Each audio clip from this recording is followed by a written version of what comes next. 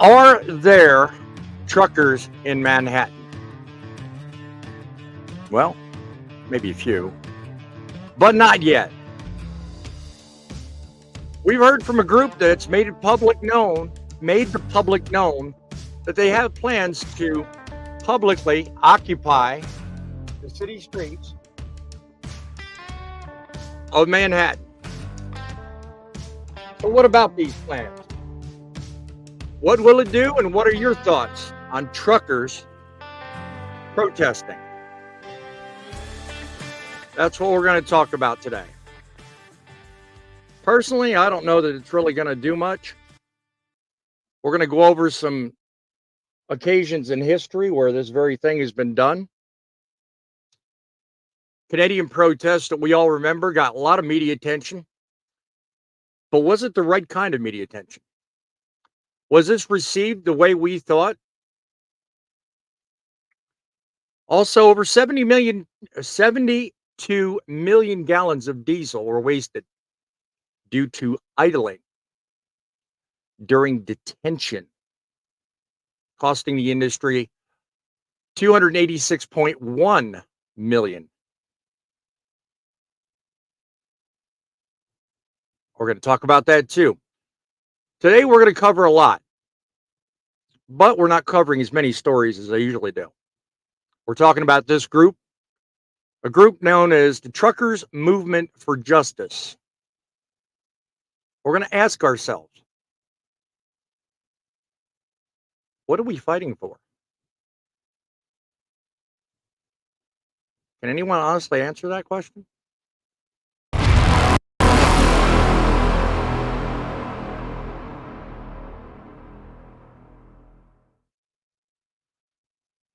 Me personally, I've got an answer for everything. Heidi ho and greetings, diesel lovers, truth seekers, and visionaries all across the world.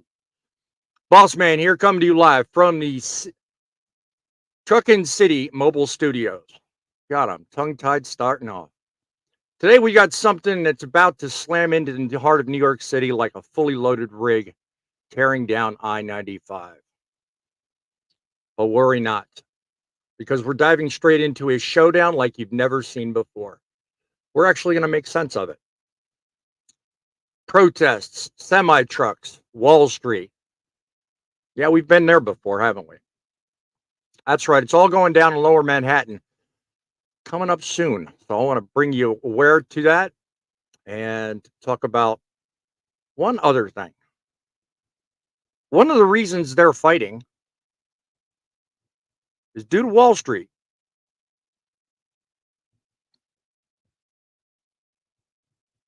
They say it's due to Wall Street. I say it's due to rates and detention.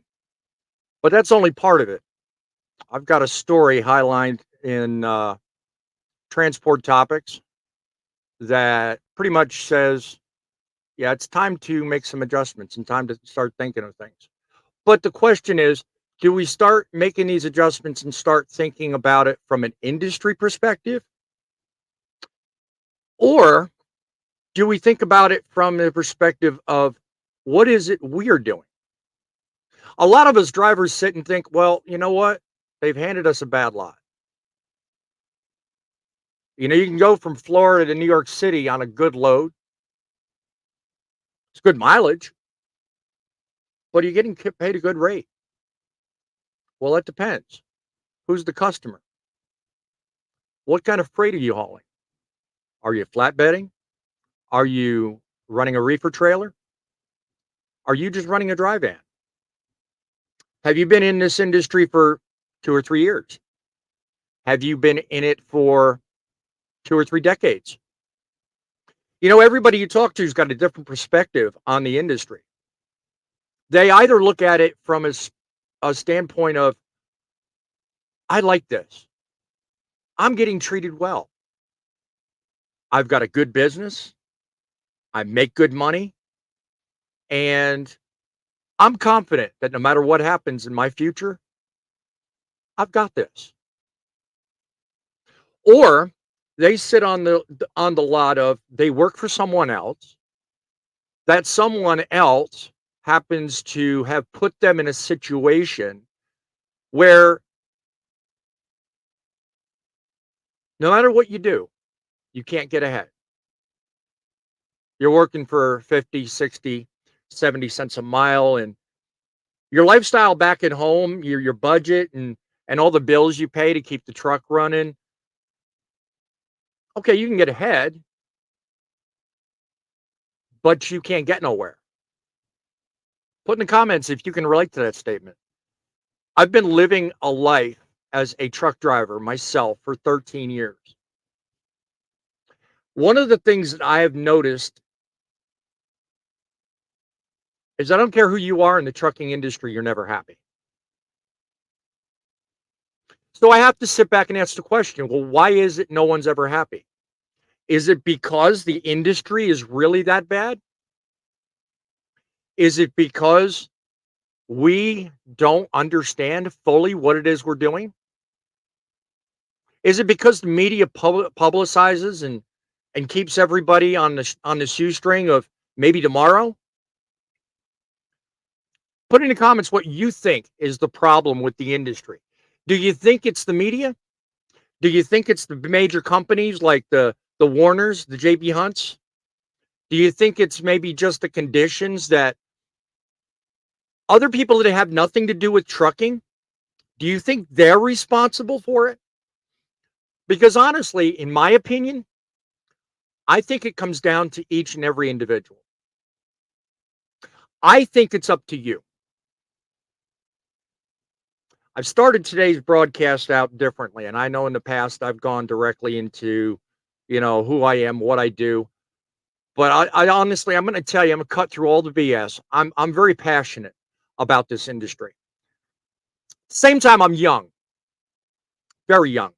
I put out a vlog video yesterday on the reasons I quit Landstar.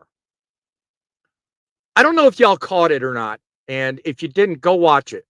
It's called, there's two of them. Something that happened to Landstar. It was one video highlighting the decision to quit, and the one I put down yesterday was even more revealing. In that, I revealed that I'm inexperienced. I will openly admit that here on this live broadcast.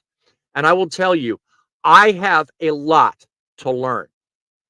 I may be a good broadcaster and I may be effective at catching your attention. But in terms of driving a truck, I've got it down. I've got it figured out. I am a professional. And the reason I say that is because I've had a 13-year track record of a safe driving record. But I'll tell you, my experience does not lend currently to being able to own a business. I will openly admit that. Maybe a business in broadcasting, maybe a business, paying attention to other truck drivers. But if I want to open my own trucking business and pay drivers, I have a lot to learn. I know this, and it's why I've started this broadcast. It's why I've started this channel. I want to network with people like you. I want to learn from people like you. But I also want to share experiences that I hope will help you. Normally, I start my broadcast off with an inspiration, but I hope to make myself that inspiration. I hope to communicate to you folks. There's more to the industry than the steering wheel. There's more to the industry than the road ahead of you. There's a lot out there in front of you. There's a lot out there to be discovered. And there is so much room for improvement. We're not going to get it done by blockades. We're not going to get it done by protests. We're not going to get it done being a public nuisance. There is a way to make improvements. You know how that is? You make improvements with yourself. You start with you and you work your way out. Get hold of a platform. Get hold of a message. Get hold of a mentality that it's not you alone. I think we'll go a lot further. I think we'll get a lot more accomplished. And I think we'll be far more respected in the long run, if we take our issues to the front lines, where they ought Shall to be. we begin? From the trenches of trucking experience and a passionate heavyweight in the Truth in Broadcasting Network. Welcome to Truckin City News FrontLine Podcast. Hosted by the most opinionated broadcaster on YouTube, Boss Man.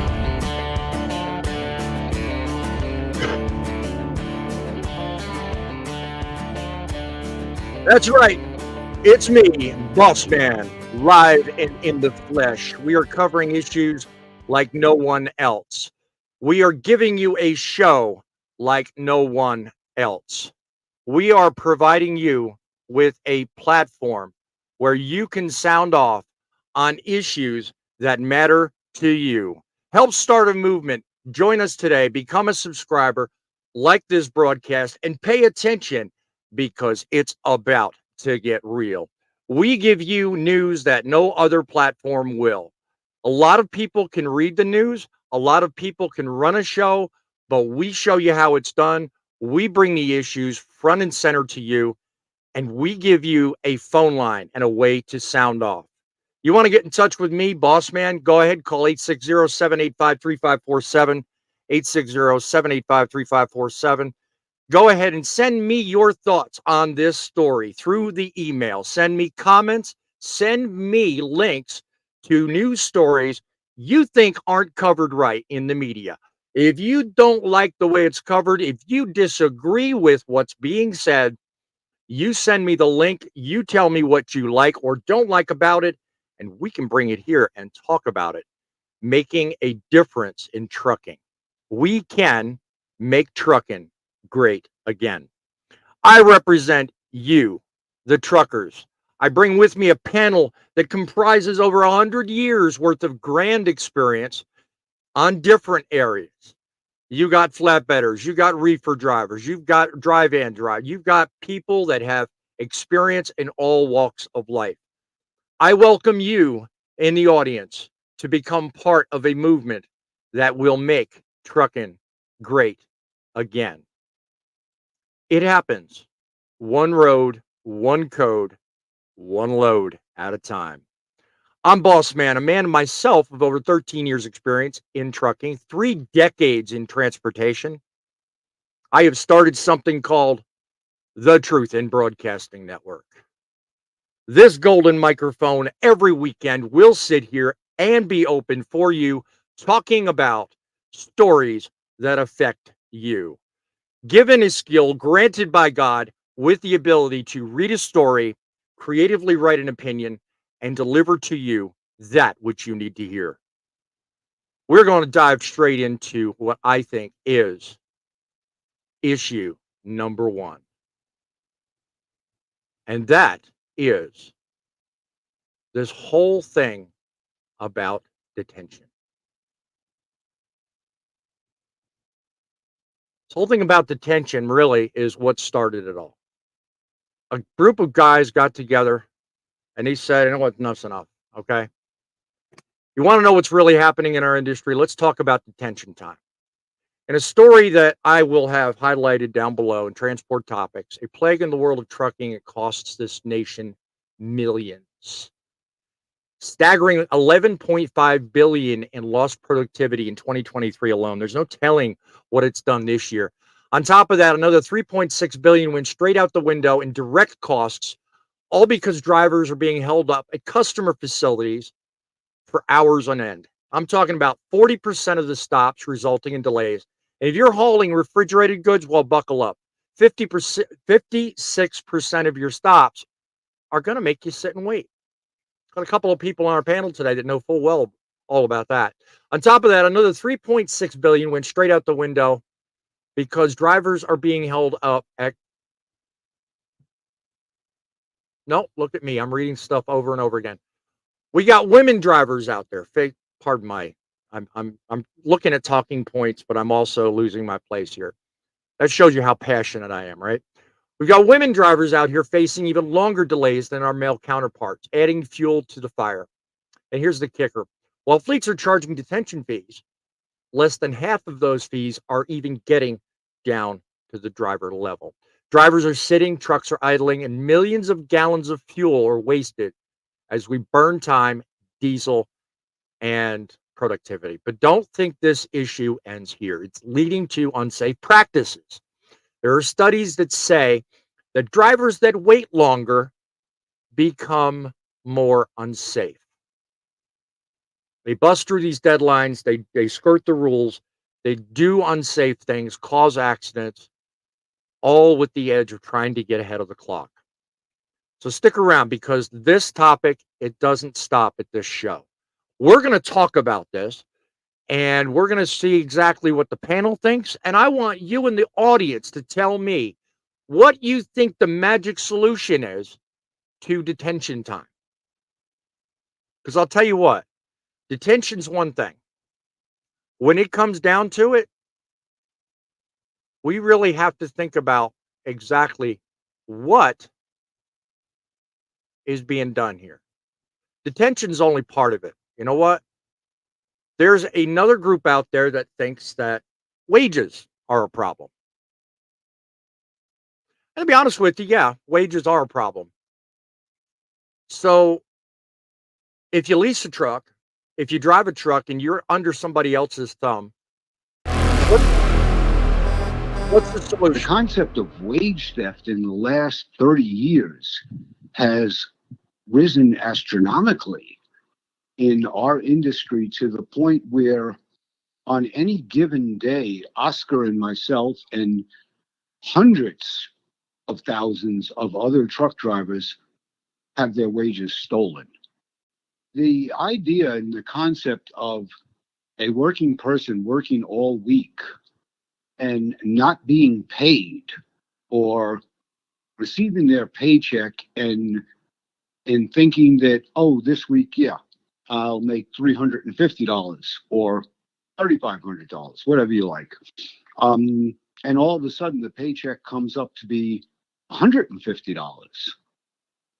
And you question the employer or the carrier in our instance and say, why is my settlement short?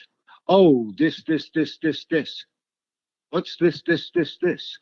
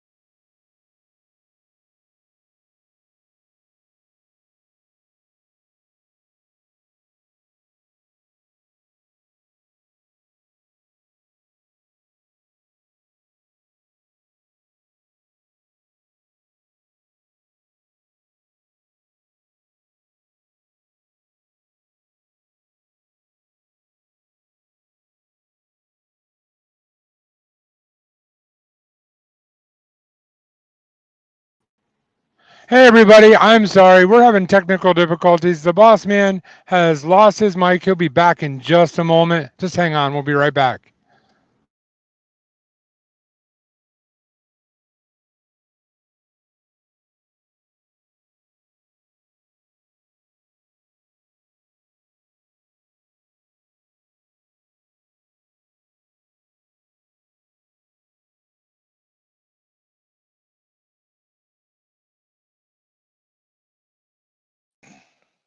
All right. Sorry about that, guys. You're hearing me, Grumpy? I am, sir. All right. Let me get back to it. All right. I'm sorry. Something happened with my computer and it just shut everything down. I'm sorry about that, guys. Let me get back to this. All right. I'm going to start the bulletin over again because I don't know if you guys were actually able to hear any of this. Why I got shut down, I don't know. My apologies. Ladies and gentlemen, there is a protest being planned. It is obviously something I have mixed emotions about. But when you talk about detention and everything I just spoke of minutes ago, I get why they want to do it. All right. This group called Truckers Movement for Justice are planning on the 18th of this month a rally or get together against a very popular investment group known as BlackRock. They think that by going into the city of New York and shutting down the city itself, that they're going to actually make a difference and that they're going to make a change of some kind. I don't believe it's going to work. Well, let me tell you something. I get we're frustrated. I get that our livelihoods are on the line. And every time we turn around, someone's making decisions that affect us without so much as a glance. They look our way. They talk a good talk. They take in our comments. They take in our feedback. But then all of a sudden, without even a moment's notice, boom, they come back, yank the comments, ignore us, and move on. Well, this group, Truckers for Movement for Justice, they've said enough's enough. So they planned on the 18th to get together, and they're going to block up city streets in front of Wall Street, and they're going to camp out in front of BlackRock, and they're going to make their voices be heard. Well, let me tell you something. Protesting in the streets, blocking access to businesses, grinding the city to a halt, it's not a new thing. Truckers have tried it time over time, and we've been met with mixed results. Does anybody remember this? Does anybody remember the Canadian protest? Are they just whole bunch of other people just joining without any real understanding of the issue? I don't believe they changed anything other than they bullied the government into, getting rid of some of the masking. But other than that, I don't think it was effective at all. In fact, I think it was really ineffective. Emergency.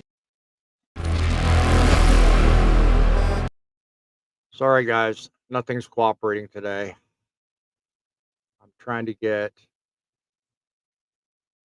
everything to cooperate with me, and it's not Declaring working. a state of emergency and is demanding the truckers go home now. Meanwhile, the media keeps hammering the truckers as dangerous insurrectionists.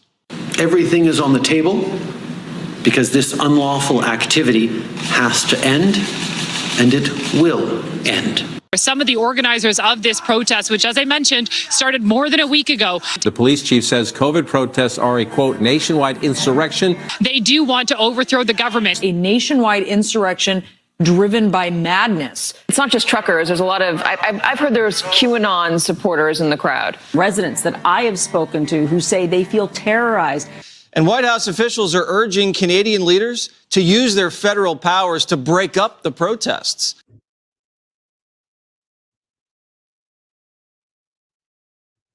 Now, I bring that basically to show you there's public perception and then there's media spin. We need to be smarter than what we've done in the past. What we've done in the past hasn't worked. Trucking isn't just about moving freight. It's about moving the needle of public perception.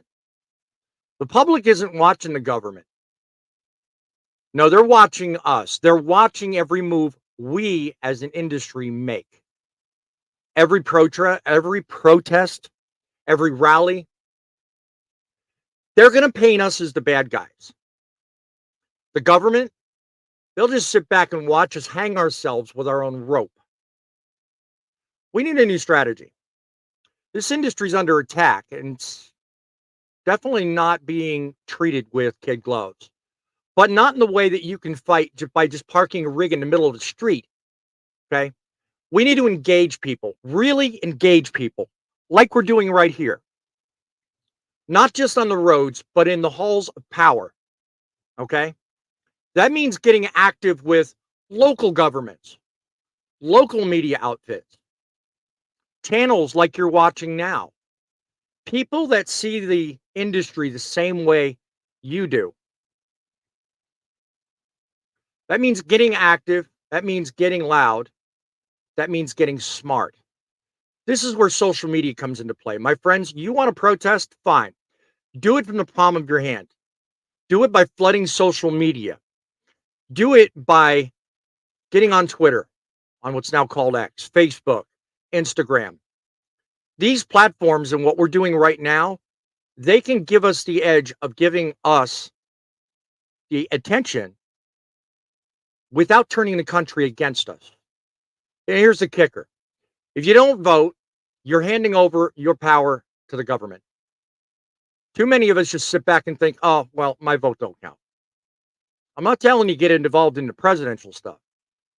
That's a little bit above my pay grade. But don't live in a town where they have a voting booth where you vote your chairmans, your governors, your transportation specialist, or any of those local positions that greatly affect you. You know, the same people that pass these laws that you can't park on city streets after dawn every third Tuesday of every second month of every day they write in a book. No.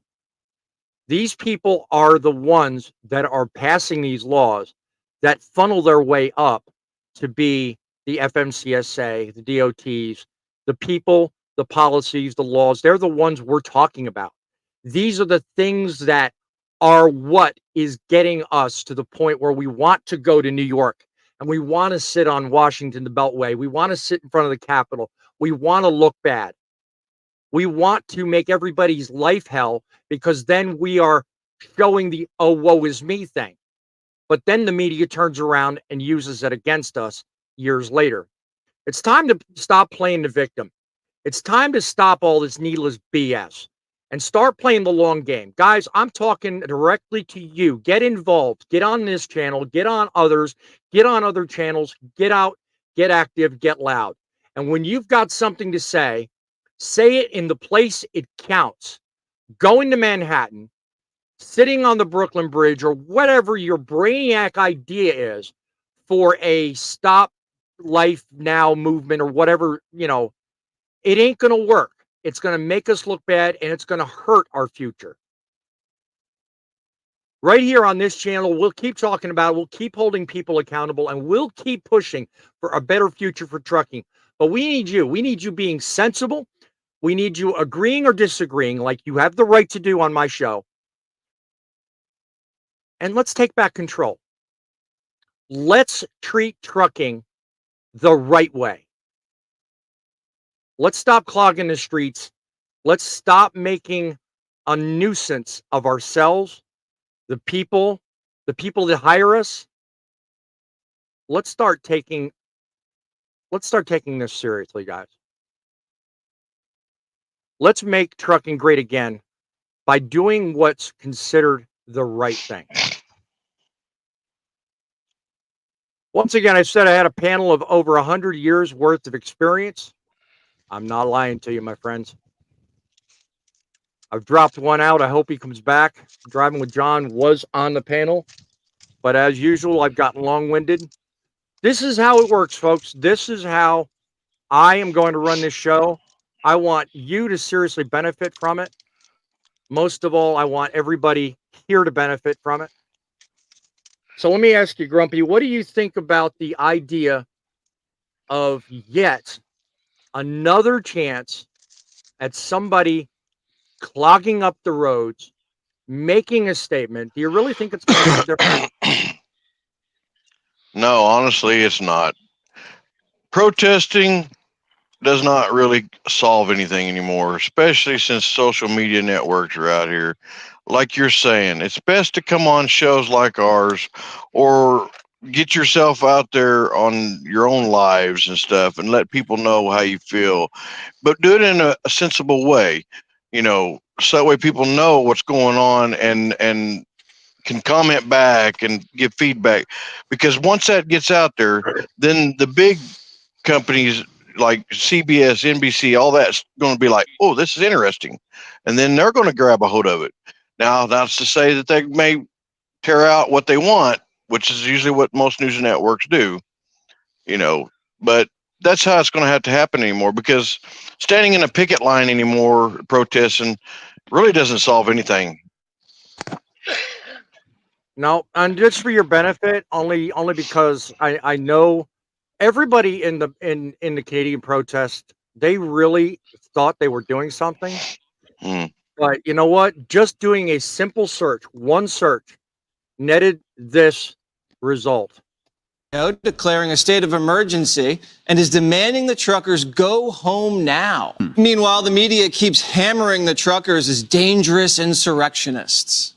Everything is on the table because this unlawful activity has to end, and it will end. Some of the organizers of this protest, which, as I mentioned, started more than a week ago. The police chief says COVID protests are a, quote, nationwide insurrection. They do want to overthrow the government. A nationwide insurrection driven by madness. It's not just truckers. There's a lot of, I've heard there's QAnon supporters in the crowd. Residents that I have spoken to who say they feel terrorized. And White House officials are urging Canadian leaders to use their federal powers to break up the protests. Think about this. Every time something like this is done, if the White House takes on this persona and this opinion, and if the Canadian government does what it eventually did to break it up, what happened to everybody as a result? Are we better? Have we solved our issue? Have we really done anything worthwhile? Poet, you mentioned in the comments a minute ago about Rebel News. What actually happened in that protest that none of us here know about? Okay. The protest started, yes, on account of COVID. No problem. We were mandated to wear masks. Most of us really didn't care. But when the federal government said it's mandated that you take the shot, that's where people got PO'd. And especially So here the in problem, Western Canada. so the problem was the shot. It wasn't just the rule. So was it one or both? Probably both. Okay. The masking rules, yeah, I could understand it, and because I don't want to catch COVID. But the mandate that I had or have to take an injection, that's an invasion of privacy on me. Okay. Do you think the average truck driver felt that way? And do you think that's why they staged this protest the way they did a couple of years ago? Yes, I do. Okay. Looking back Now, to, what did it do you think, looking back, do you think anything changed after all said and done? To a point, it told the public that, hey, you don't have to take this. You don't have to take the government shoving a needle in your arm or wherever else. Right. You have some degree of self-autonomy. You have the right to make your own decisions. Now, the mask man, okay, that was all over. Didn't matter where you were. Right. You don't wear a mask. You don't get to eat in this restaurant. You don't get to go to the hospital. you don't get to go in the grocery store because they were all scared of catching it. The only Which is thing fine. I'm really the only thing I'm trying to focus on, Paul, and I don't mean to cut you off. At the end of it all, No. once the protest ended, was there any change of mainly what they started griping about after the protest was all done? Was there any change, or was it just pretty much same old, same old? It's the same old, especially after the government instituted Yeah. their Emergencies Act and Okay. arrested a whole bunch of people and put them on trial. Now, one thing I noticed and I remember was that if you talk to different groups of truckers throughout the U.S., number one, most of them didn't cross the border and go into Canada. But if you asked them what they thought it was Okay. about, they always gave you a different answer. They always talked about it from a perspective of, well, it's about this, it's about that, it's because of this, it's because of that. And because of that, we dealt with the the perception from the public standpoint that it wasn't effective enough, because at the end of the day, nobody really knew what the whole thing was all about. Everybody had a different opinion, and the perfect proof That's right. is right here. Are they just whole bunch of other people just joining without any real understanding of the issue? I don't believe they changed anything other than they bullied the government into, getting rid of some of the masking. But other than that, I don't think it was effective at all. In fact, I think it was really ineffective. Think about that. At the end of the day, you have a news report that shows someone thinking that it did almost nothing, or to use their wording, wasn't effective. All right. This group I'm talking about plans to shut down indefinitely. They don't mention a time frame. They mention a start date, but they've so far said they're going to do this. And watching one video, which is linked in the description of this live show, by the way, I'm not playing the video and I'm not announcing much beyond the person's face on the opening script that I showed you about Billy. Because I'm not going to give any publicity to something I don't fully believe will be effective. But having said that, even the people, there's a group of 4 of them, I believe. 4 people that are headlining this Truckers Movement for Justice, and they're setting all this up. And all 4 of them have a different goal. They have a different reason for doing this. And I can tell you, first of all, unless you have an industry-wide statement about what change you want, you're wasting your time. You're wasting my time. You're wasting theirs. You're wasting resources of probably not only the city of New York, but you're wasting federal government resources that would otherwise, I think, be more effectively and efficiently dedicated to solving the problem you're trying to create, to solve the problem you're trying to mediate. You're creating an environment, in my opinion, that serves to work against you. If I have the 4 guys that started this movement, all have different opinions, it's a Right. fragmented thing going. So Right. fragmented as a start, it's going to end Right. up fragmented. Yes. I have in front of me the there's a post, okay? I'm not looking at the screen. I'm looking at a secondary. There's 2 people that I'm going to call out, Billy Randall and Oscar Lobos. Those are the 2 individuals that have gone public with their decision to do this. One of them was pictured in my audio clip early on. I implore you guys, if you want to make a difference, if you want to come on my show and talk about your issues, your grievances, I feel your pain, brother. I do, because you know what? I think there's a lot of room for improvement in this industry. But as I said in my open, and I said in my bulletin, which I hope you heard all of, because John had to come in and say I wasn't being heard or seen. I mean business when I say, yeah, the industry's not perfect, but there's a right way to do it, and then there's not. And I don't believe a protest is the right way to do it. Fate, if you were to have your choice of any way to solve a problem, what would be your first choice as a means to make people aware of that? What would you do?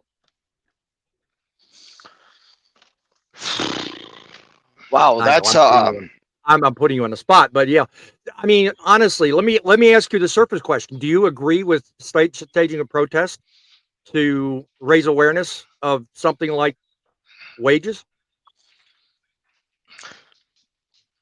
okay. Let me be clear about something. You Do I always are, so believe? I had do I believe in like protesting? Absolutely. I believe in peaceful protesting. right. In my opinion of peaceful protesting, you're not interfering with the general public. Right. You might be a nuisance, like a picket line somewhere or something like that, but you're Right. really not impeding anything with the general public. They're hearing you, they're seeing you. Right. Right. I personally would never be involved in something that is going to cause somebody to look down on the point that I'm trying to get across. The easiest way for somebody to look down at a point that I'm trying to get across is interfere with them. Now, you might say you have to interfere with them for them to hear you. I get that too, and I do understand that. Right. But no, I would not take part in something that blocked streets, that blocked buildings, that did anything like that, because basically, like, history recently has shown us, if you do that, you might get in trouble. You know what I mean? Well, whether it's right or wrong. Right. Well, my thing is, and this is where I decided to bring this into the show and make people aware of it. You know, similar to what you're saying, Faye, I think the media spins it in a way that goes against this. The public sees it in a way that doesn't help our cause. I mean, I don't know of a way of having a protest. Now, I know of a way of striking and protesting peacefully, as you worded. There's a difference, okay? If you believe things are so bad that it warrants a change such that, okay, you've got to make a stand, then striking is an effective means to do it. Okay, but that means you've got to pick a location that makes it visible, but at the same time, do what you were just talking about a minute ago, and it's doing it in a way that doesn't block access to needed services, businesses. For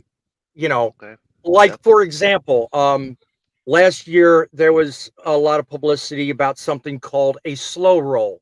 Now, in my mind, that slow roll was handled very professionally. It was done well because the slow roll was not blocking the entire interstate. Yeah, it was annoying if you were trying to get from, I believe it was Chicago to anywhere in Arkansas. You had to roll through Joplin on 44, and that's where they were holding it. And you had to scoot on by them very slowly because they were doing like 20 miles, maybe 15 miles an hour down the drive lane, leaving the passing lane open. And they had their signs, their flags, their noise, the whole 9 yards. That's effective. It doesn't completely block access. Emergency vehicles can get by. We can get by. Life goes on. We see them as we drive by. Everybody wins. But when you go down to Manhattan, the central hub of Wall Street, right in front of BlackRock, and you know how Manhattan is.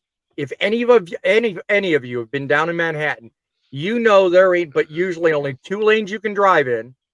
You know, I don't know Wall Street because I've never driven past, 42nd and 5th Avenue and all that. I've never been that far down, much to my cousin's chagrin. She'd love to have me down there, but I've never gotten there. I've been down 2nd Avenue. I've been down 3rd. I've been down, up and down, Roosevelt Parkway there, in and out of Manhattan. you can't do any manipulation or movement without really wondering if you're going to get hit. You know, and then you put a huge amount of truckers in there blocking up, what is it, Fifth Avenue that meets up with Wall Street, I guess?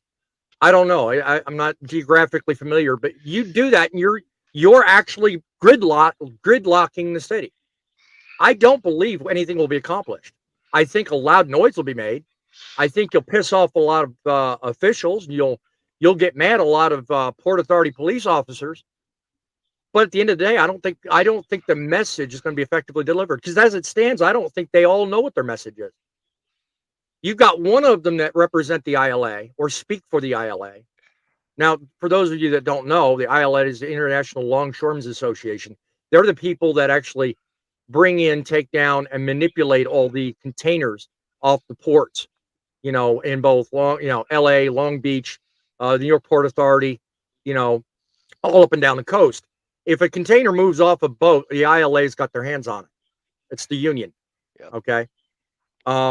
You have another outfit that's part of this protest. They're part of the railroad union, the FRA. They're part of the outfit that runs and regulates railroad car traffic. Who goes where, what goes where, you know. I don't think it's the FRA. It's another outfit, but they're part of the railroad union. Part of the Teamsters, I believe. So they're speaking on their behalf.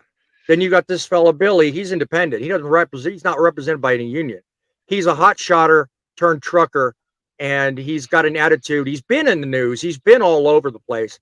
He's really loud. He's very vocal. He's very public.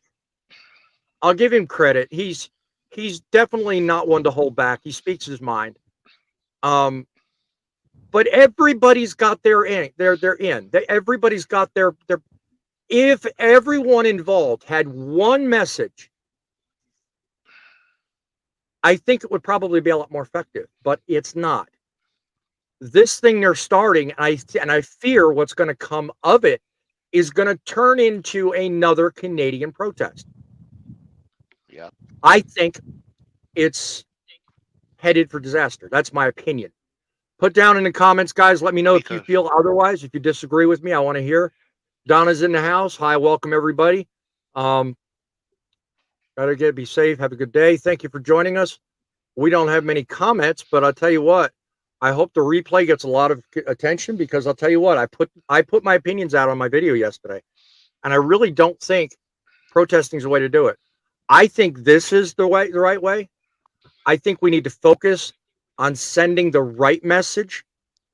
And hey, it is what it is. What you got, Fate? I think anytime we go down this road, we need to have a clear, precise vision of what you want to accomplish. There's 6 people in this live right now. Right.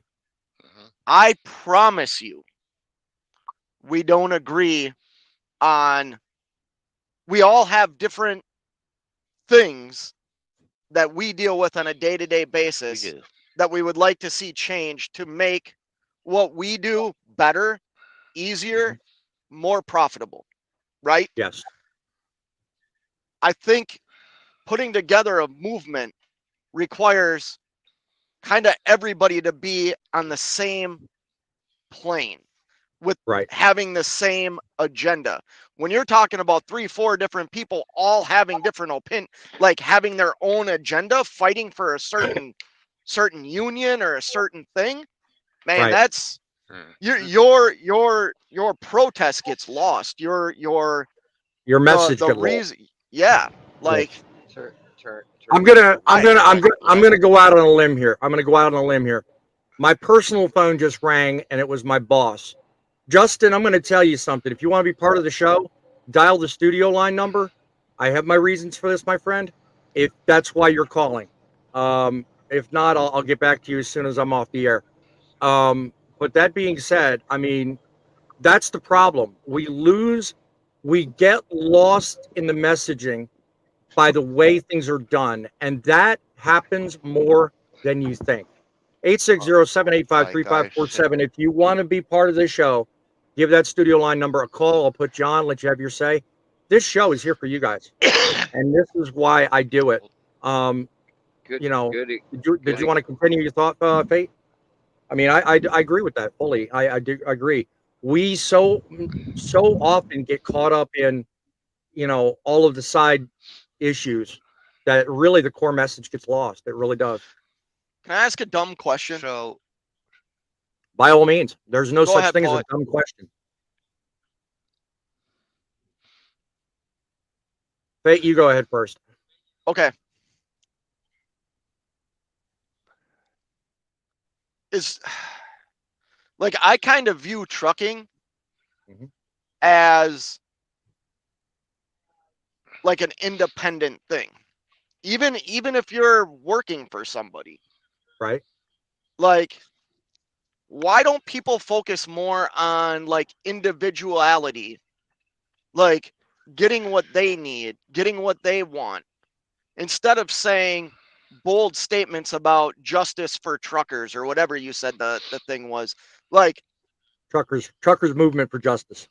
Yeah, like I'm pretty damn happy in my career. Like I don't feel like I need somebody to fight for me for any type of justice. Now, I understand that there's people out there being taken advantage of and stuff like that, but like that's an individual. That's not the industry as a whole, in my opinion. Now, let me ask you a question. Fate, you specifically. Did you hear all my bulletin, or did I get cut off and shut down before that ended? I didn't hear anything you said. Okay. On the bulletin, I made a point of saying, because I was talking about detention. Do you remember that part? Did you hear the whole story I ran about detention? Okay. Yeah. All right. Well, I mean, it's pretty much individual, and in that part, I made the point of saying, hey, look, if you're of that caliber that you sign on with a company and you decide to haul freight for whatever rate, 60 cents a mile, 70 cents a mile, whatever your rate is, you go in knowing exactly what you're getting. Most companies, when you hire on, they have a policy, and I've spoke privately with off the air with other drivers about this. If your policy is 2 hours free or 1 hour free, some require 4. Larry, I understand you work for a company that requires 4 hours of detention before you're paid. Am I right? You don't. Your audio, by the way, I don't think your headset's acceptable. I mean, I don't agree with that. I mean, because I think that's 4 hours worth of possible money. I mean, you can gauge it any way you want. But you agreed, so you have to abide by their policies. Now, if you want to get paid differently and work for less, your only option is to leave and go work for a company that pays differently. You got no choice. But there it comes back to what you were saying a minute ago, Faye. It comes back to choice. There are literally thousands of carriers out there. There's nothing saying that you have to work for that specific carrier. There's nothing saying that you have to tolerate that work condition which they put in front of you. And if you can't find a carrier that makes you happy, guess what? Buck up, pull up your pants, buy a truck, enlist it, get your own number, and start your own trucking company. That's really all you got. But you know what you do when you start. You know what you sign when you sign on the dotted line. Why take it to the public, block up streets, thinking all of a sudden that's going to change? You knew what you were doing. Do you agree with that, Fade, or do you think I pretty much hit that on the head? Well, yeah, I do agree with it. Like, I agree with adults signing contracts, and then you sign the contract. Like, it's on you. I don't think it's fair that Larry has to sit 4 hours before he gets paid. Let me be clear on that. Yeah. I don't think that's fair. No, I agree with that 100%. And I'm not blaming Larry for that position, but what I am saying is, do I think there should be like a standard deal across the board, whether you're working with a broker, customer, whatever? Yeah, there should be a standard. There most certainly should be. But you know what? If a standard was in place, one of us on this panel is going to disagree with that standard. It's not going to be good enough for us. You understand what I mean? Like, yeah. Well, see, and that's why this industry is as diverse as it is. I mean, when you think about it, you've got cattle haulers, you've got people in construction, flatbedders, you've got well, here's another example I've had for a while now, and sorry to ignore you, Thumper and Bo in the audience. They're part of the panel. Thumper, if you're able to and would like to speak on this, you do the grain haulers. You know, I mean, do you not necessarily agree with everything in that part of the industry? Are there things you'd want to change? And if so, what would you do? Would you protest, or would you go about it a different way? Well, I got a few things to say on that. Would I protest? No, because I mean, I'm gonna have to agree with you guys. There's a right way to protest, the peaceful way. But you know what? Right. I don't have the time or the day to do it. Most of us don't. You're right. I need to make money to support my family. Exactly. So I have no interest in protests. And Faith up there remembers a few years ago in Minneapolis, we had a protest and they blocked the road. Well, I had to drive through that, and there was a truck driver who did not. He was actually they were trying to break into his truck, and this was on I-35, I think it was. Right. And he took off and killed a person. And granted, he got out of that charge, but I couldn't live with that. You know, me personally, I couldn't live with that. Now, in the grain and cattle part of the detention stuff, I would love to get paid detention. Right. We don't get detention. There's places that I go to, not really to throw a business under the bus, but as a grain hauler, everybody knows this place, North Dakota State Mill, hauling wheat mids. I sat there. The longest I've ever sat there was 38 hours waiting to get loaded. And I did not see a penny of detention out of that. Wow. It's the same up there. There's two places that I know in the United States as a grain hauler that does give you detention pay, but you have to write down the time, the exact time you get there, almost to the exact second, and the exact time you scale out, and they have to sign for it before you get that detention. Now, cattle, I would love to get detention on that because I'm on my way to Sweetwater, Nebraska right now with a load of cattle on. Right. And I apologize for my absence on Wednesday, but I had a lot of personal No, stuff don't going on. apologize, man. You got to work for a living, brother. You come at your leisure. I don't expect nothing from you guys. Well, it wasn't work. I'll explain later on that. But I'm on my way down to Sweetwater, Nebraska right now. I picked this load up last night, hence why I was a little late this morning. I had to get a couple hours of sleep. I go unload this load, and I'm going to sit in Sweetwater till Monday night because there's nothing coming back to North Dakota. Because it's a weekend. It's a weekend. Right. So well, nothing ever changes on weekends, mostly. No. So I totally get that. And in the cattle industry, sometimes you get those weekend loads where you can bounce back and forth, and other times there isn't. But with our cattle haulers, especially my guys, they will pick up at the sale barn. They will drive to the plant. I'm just going to refer it as the plant. Right.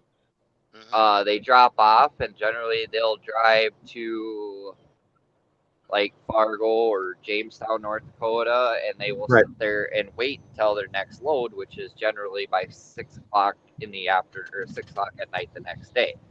Right. Should there be a detention? Yes, but at the same time, no, because they're also doing their 10-hour reset.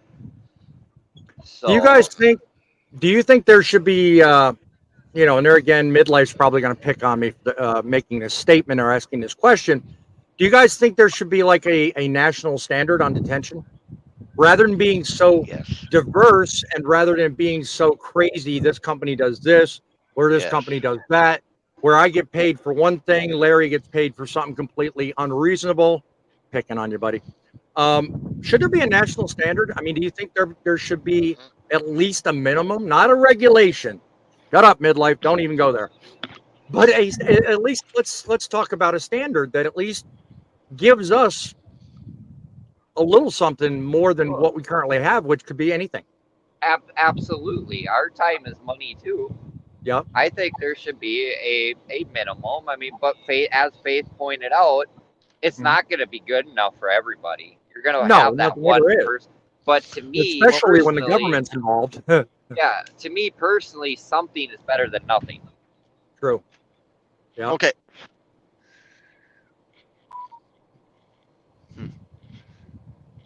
You're gonna say something, Fate? I'm watching your face. You're thinking something through. Well, I'm just thinking of, like, if you're at a shipper, at a receiver, or at a sale barn getting cattle, Right. like there's way more work in cattle hauling than people realize. I mean, I don't know if you do this, Thumper, but like you're loading your own trailer. You know what I mean? So you're going to the pens.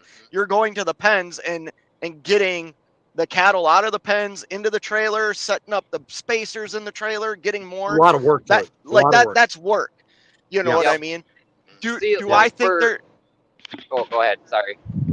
Do I think there should be a minimum pay for you agreeing to take a load somewhere that you obviously with experience know you have to wait till Monday to get a load leaving? No, like you chose to go down there. Just like if I was to choose to go to CNS, like but I also agree with Thumper on like our time is valuable, and it's the one thing that all truck drivers lose is time. Really grumpy. I caught that. You know, I agree with you, Faith, on that, but like kind of what I was getting forward to with the cattle part is like when I go to the plant, we have to call ahead, give them our information where we picked up, just like any other truck driver. And but the issue we're running to at the plant is there's times where we've sat for 6, 7, 8 hours waiting to unload. You deserve to be paid for that in my mind. Like that's no different than me going to, like, that's what I'm saying. I think we deserve to be paid for that. I think the customers, the buyers, I don't want to say the wrong thing in cattle hauling because I'm not a cattle hauler, but like, you know, whoever you're working with, like that's they're asking for you to move something to bring live animals or good and service, food and services or whatever I'm trying to say somewhere. Yeah. And if they cannot accommodate the shipments that are coming in, they should be held responsible for that. Because they're the ones that control it. Right. They're the ones that set up the appointments. But yet on that I fully agree. If you're 2 minutes close to your deadline, they're calling you ripping a new one because you're not there yet. Yep. Or you're paying a fine, which I've yeah. Oh yeah. I can tell you that having worked for Landstar, and I don't anymore. Publicly, I've already disclosed where I'm at, so everybody knows. But the whole time I was there at Landstar, I did a lot of deliveries to the CNS. So to that, I can definitely relate to what you're saying, Faye. That whole thing with a lot of those places, the 2 hours, and then afterwards documenting your detention time, that to me sounds pretty standard. I know of a lot of other ones other than CNS. There are a lot of other retailers or grocers that have pretty much that standard because it usually takes about 1 to 2 hours to get offloaded. And usually the ones that are lengthier times are the ones where they have to do individual piece counts or use lumpers. You know, yeah, I get that the company's paying for the lumpers. That by itself is expensive. So they're not paying you detention as their way of saving them money. But what are you trying to slap me in the face and say I'm not worth it? I'm worth it to drive the load there, but I'm not worth it to sit there and wait. Now, on the other side of that argument is, well, by taking that load, because Landstar offered thousands of loads, anywhere from 30 to 40,000 loads on their board a day. So, you could choose to do something else. If going in, there's going to be detention, there's nothing forcing you to take that load. There's nothing forcing you to accept those terms of detention. So in that case, I agree with you, Fate. We have that choice. We know going in what's going on. But there are those people that work for a company that's just their policy across the board. Do I like it? No. Those people like it? Probably not. But that's where I came from asking the minimum standard question, because, there are some of us that don't have a choice. You made the choice point earlier. Yeah, there are some of us that don't have that choice. Most of us do. Even me right now, I do have a choice. I'm not forced to do any one specific route. I can choose to say no.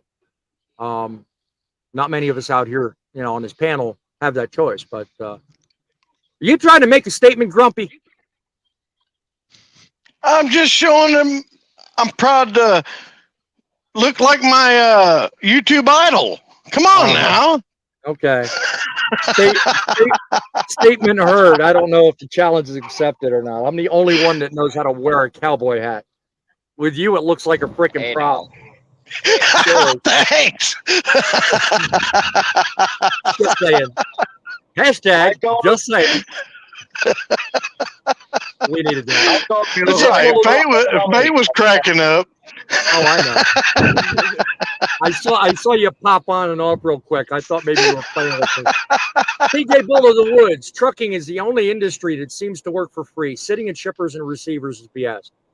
Company drivers should be paid hourly and CPM, paid for all their time. Well, I'm glad to hear you feel that way. Bull of the Woods, if you're still in there, what do you think about protests? Do you think they're effective? Or do you agree, like me, that we need a different strategy? KJ, nice to see real folks these days. Good work, truckers. Thank you for stopping by. Please go down, hit the like button, subscribe, and look back here every week, Saturday 11, Wednesdays at 7. We are here for you guys. We are here to make your lives better and trucking great again. Bull of the Word says the worst statement is, that's trucking for you. No. Follow my other channel. That's Truckin. Not for you. That's Truckin. Just dropped it for you. But I appreciate you putting that in there.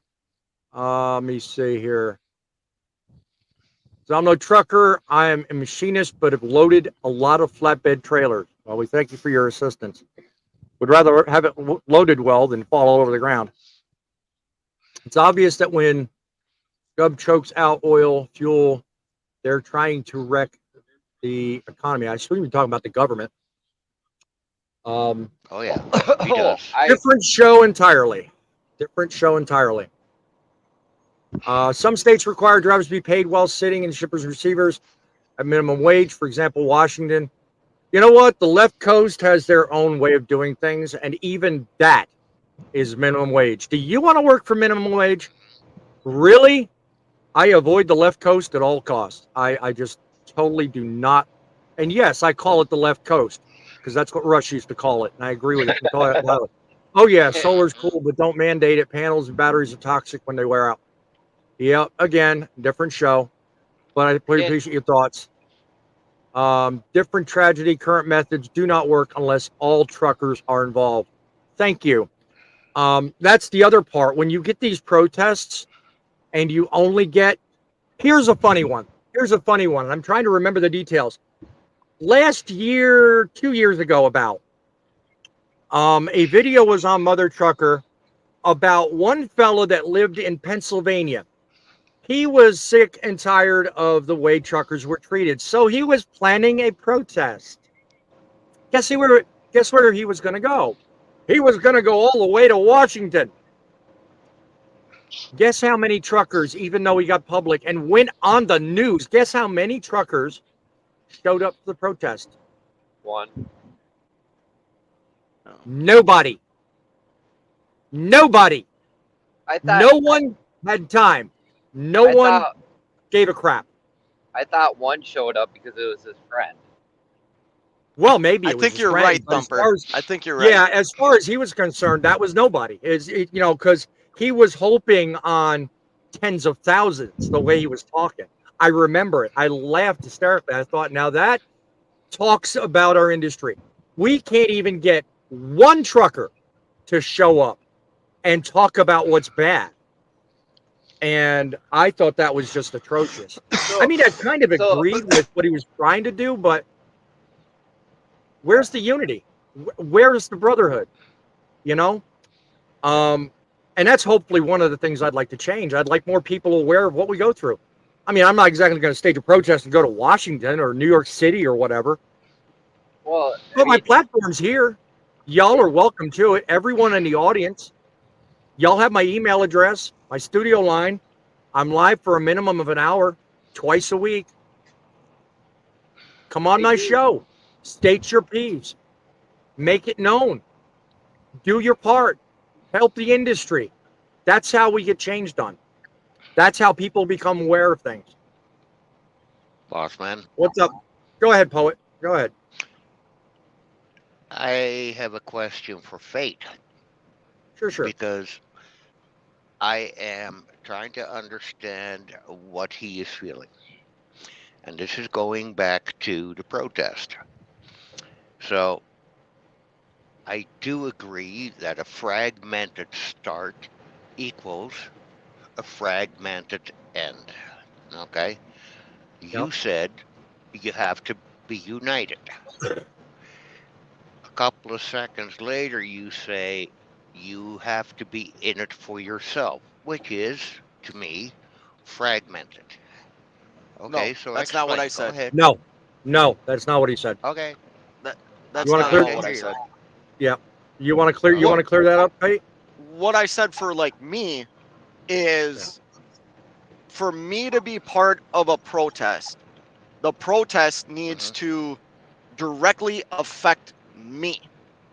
Right. I cannot think of anything.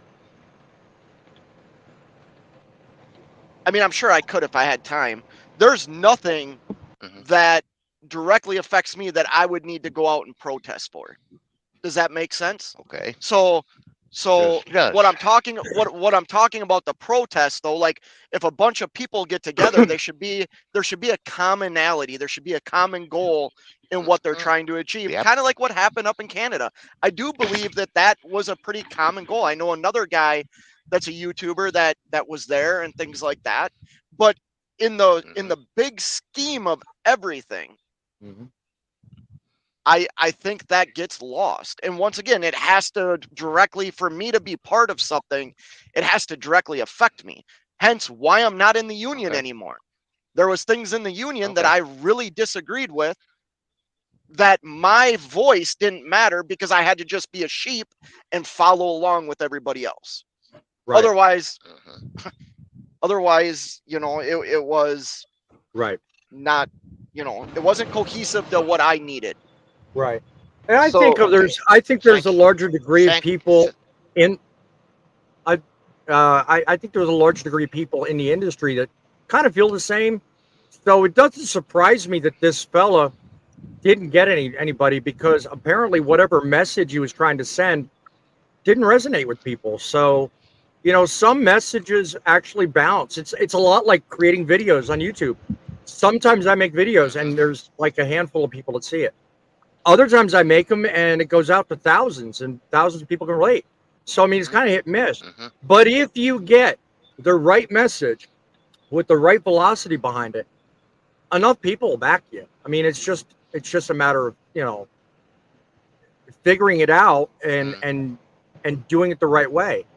Personally, I don't think that going to New York City, blocking up gridlock cities is the way to do it. I don't think it's that's going to get you towed away. All that's going to get you is what, Larry? Fate. All that's going to get you is towed away. Yeah, I think in the end, the cost is bared heavier on the trucker in a case like that. But not only a that, big rig wrecker is $500. right? Well, they'll charge more if they know it's an event like that. Say again, Thumper. Go ahead. So now the real question is, they go do that, they block all this stuff up. How is that? How is the government gonna make some kind of law or regulation or something against the rest of us who aren't participated in that and want nothing to do with that? It doesn't affect just them; it affects everybody. Don't forget, New York That's City right. Mayor Eric Adams is a Democrat. He'll make sure truckers. He'll make sure the truckers don't repeat one event after another. Trust me. You don't remember Thumper, but maybe those in the audience do. It wasn't long ago. Eric Adams personally went around to certain neighborhoods and had trucks towed out of neighborhoods in the city, where prior to that they could park and stay overnight. He said no more. He cleaned out Long Island.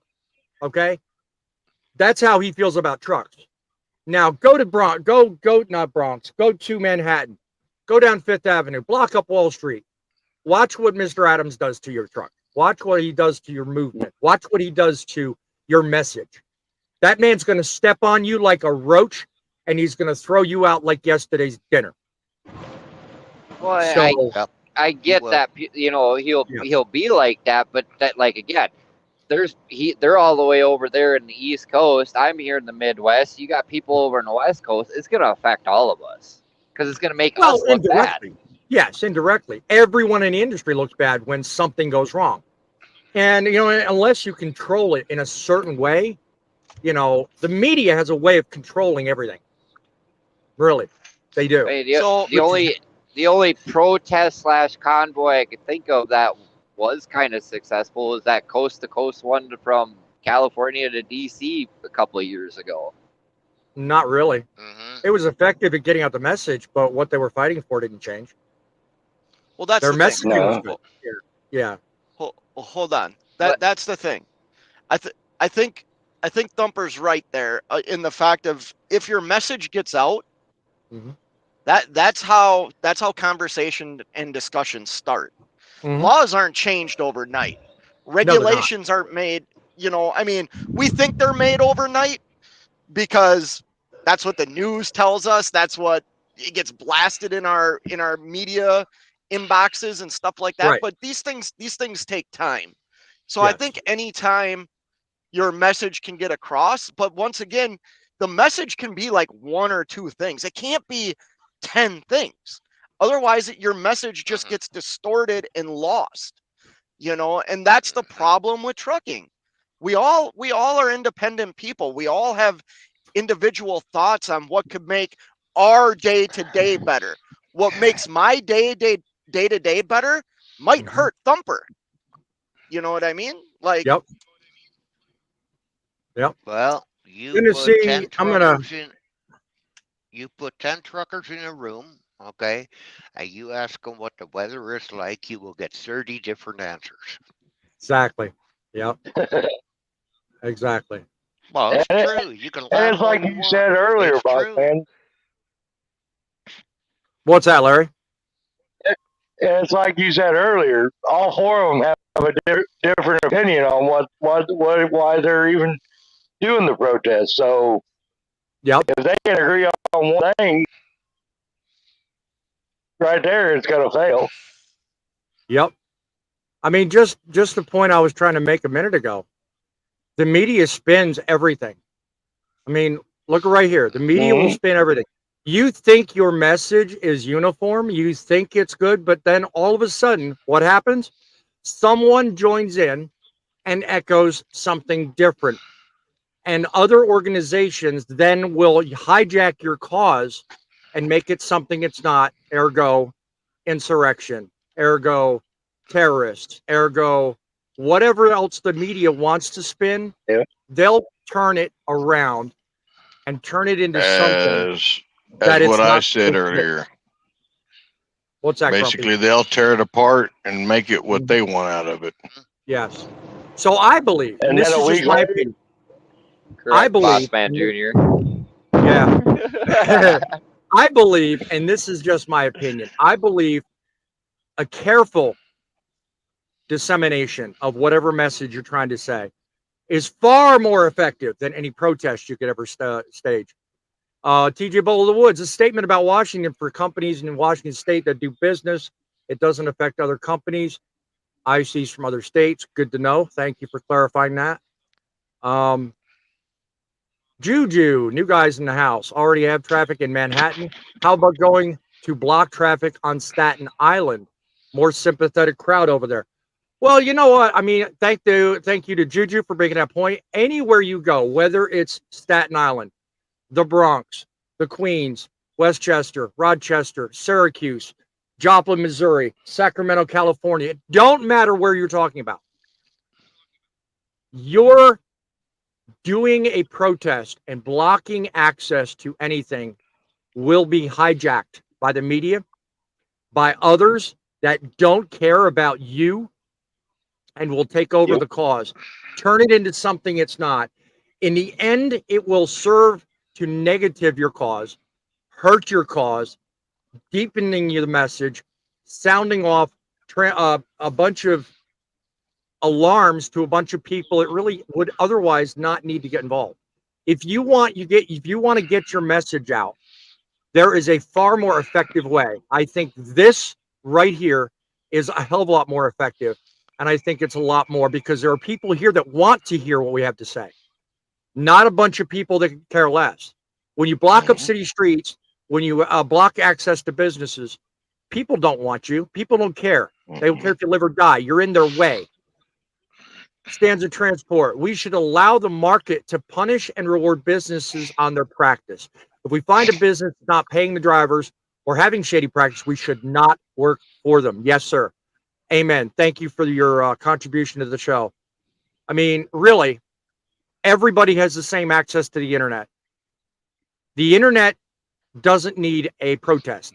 The internet doesn't need police intervention. The internet doesn't need logistics and planning to timely get your message out. The internet is 24/7. YouTube is eternal. Facebook,